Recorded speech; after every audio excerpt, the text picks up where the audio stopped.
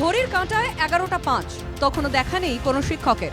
11টা 9 দেখা মিলল প্রধান শিক্ষকের, বাকিদের কোনো পাত্তাই নেই। 11টা 40 তখনও অপেক্ষায় পড়ুয়ারা, অথচ শিক্ষক তোমার দেখা নাই রে, তোমার দেখা নাই। একদিনের নয়, যেন দৈনন্দিন রুটিন হয়ে দাঁড়িয়েছে। মেলা দেরিতে আসে সেটাই জানি। দেরি করে আসে, তাই না? কজন ম্যাডাম রে? দুজন ম্যাডাম। স্যারগুলো আগে আসে মাস্টার আগে আসে আর ম্যাডামগুলো দেরি করে আসে। রাজগঞ্জ ব্লকের শাকিরাজত টেস্ট প্ল্যান প্রাইমারি স্কুলের বড় আশা নিয়ে ছেলেমেয়েদের ভর্তি করিয়েছিলেন অভিভাবকরা, অথচ এই অবস্থায় এখন ছাত্রছাত্রীদের ভবিষ্যৎ নিয়েই চিন্তায় তারা। এটা আমাদের সিস্টেমটা ঠিক নেই। দেখুন, আমাদের তো মোটামুটি ধরে নেই, আগে তো ভালোই ছিল, সবগুলো ছাত্র তো খুব ভালো ছিল। মানে আগে এখন বর্তমানে যে স্যার যা আছে, তো বর্তমানে যে পিয়ার লাইন যে হচ্ছে, এই যে স্যারটা, এই স্যারটা খুবই ভালো। কিন্তু আগে আর দুটো স্যার আছে, ওই দুটো আসে কিন্তু একটু হঠাৎ মাঝে লেট হয়, কিন্তু ম্যাডামগুলো খুব লেটে আসে। ম্যামগুলো একটু দেরি করে আসে, দুইটা ম্যাম আছে, হ্যাঁ একটু দেরি করে আসে ম্যামগুলো। এই অসুবিধা তো হচ্ছে, মাস্টার আছে হচ্ছে 1 2 3 তিনজন, ম্যাম আছে 2জন, 5জন মোট।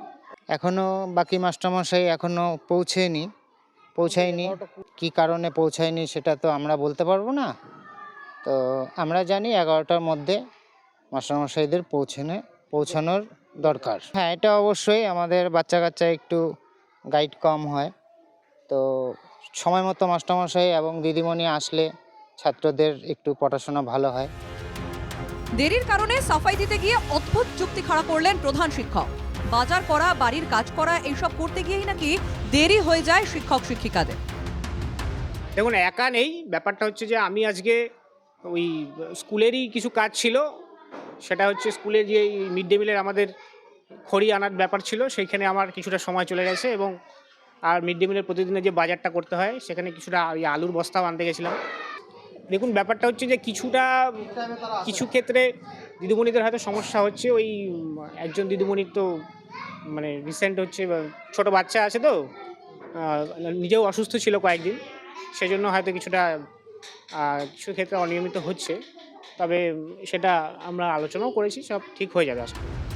বিষয়টা নিয়ে জলপাইগুড়ি জেলার ডিপিএসসি চেয়ারম্যানকে ফোন করা হলে তিনি জানান বিষয়টি তার জানা ছিল না, দ্রুত তিনি ব্যবস্থা নেওয়ার আশ্বাস দিয়েছেন।